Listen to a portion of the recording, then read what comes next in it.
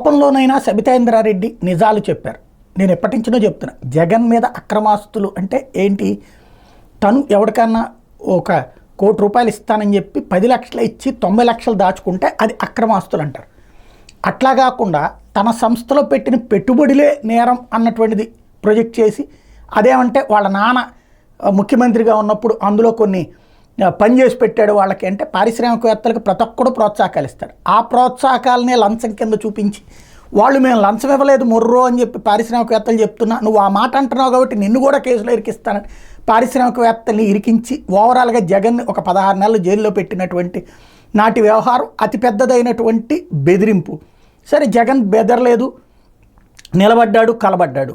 ఇప్పుడు జగన్కి ఒక అయాచిత వరం, అదేదో అంటారు కదా, నదిలో కొట్టుకుపోతూ ఉంటుంటే ఒక కర్ర ముక్క దొరికినట్టు, ఏదైతే 11 సీట్లకు పరిమితమై ఓటమి పాలై తీవ్ర బాధలో ఉన్నటువంటి సందర్భంలో సబితా ఇంద్రారెడ్డి తను ఇప్పుడు ఒక బాధ ఫేస్ చేసింది. ఏదైతే తెలంగాణ అసెంబ్లీలో ఆమెను మాట్లాడనీయకపోవడం, ఆమె గురించి కామెంట్లు చేయడం రేవంత్ రెడ్డి ఏమని అన్నారంటే, ఆవిడ కాంగ్రెస్ పార్టీ మంచి లైఫ్ ఇచ్చింది, మంత్రిగా ఇచ్చింది, 2 సార్లు ఎమ్మెల్యేగా చేసిన, వేరే పార్టీ నుండి వచ్చినా కూడా ఇస్తే ఆమె అవసరం తీరిపోయాక కాంగ్రెస్ పార్టీకి ద్రోహం చేసి మోసం చేసి వెళ్ళిపోయింది అంటూ రేవంత్ నుంచి బట్టి విక్రమార్క దాకా వ్యాఖ్యానిస్తున్నటువంటి నేపథ్యంలో వెళ్ళిపోవడానికి వన్ ఆఫ్ ద కారణం కాంగ్రెస్ పార్టీ ఆనాడు తనకి చేసిన అన్యాయం జగన్కి అన్యాయం చేస్తూ తనని ఇరికించడం అన్నటువంటి పాయింట్ రైజ్ చేసింది. జగన్కి పెట్టుబడులు పెట్టిన దాని మీద తన మీద ఎట్లా కేసు పెడతారంటూ నిలదీసింది.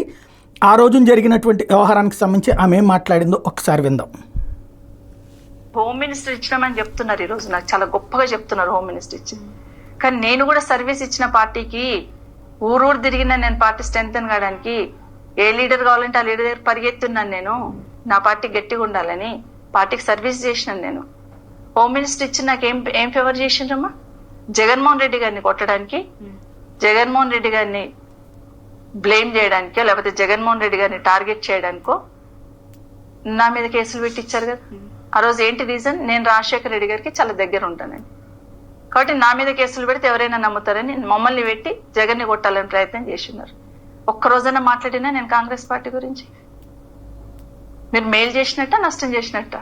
జగన్ తర్వాత ఎక్కువ కేసులు ఉన్నాయని నా మీదనే 5 సిబిఐ కేసులున్నాయి నా పైన. ఎవరు చేశారు? కాంగ్రెస్ పార్టీ ఇచ్చిన గిఫ్ట్ కదా నాకు అది. ఒకరోజు మాట్లాడానా నేను కాంగ్రెస్ పార్టీ గురించి? చాలా కీలకమైనటువంటి పాయింట్ సబితా ఇంద్రారెడ్డి మాట్లాడింది. జగన్ని దెబ్బ కొట్టడం కోసం తన మీద కేసులు పెట్టినటువంటి వైనాన్ని గురించి ఆవిడ నిలదీయడం, జగన్ మీద పెట్టిన అక్రమ కేసులనేది తేల్చి చెప్పడం అన్నదే ఇక్కడ కీ పాయింట్.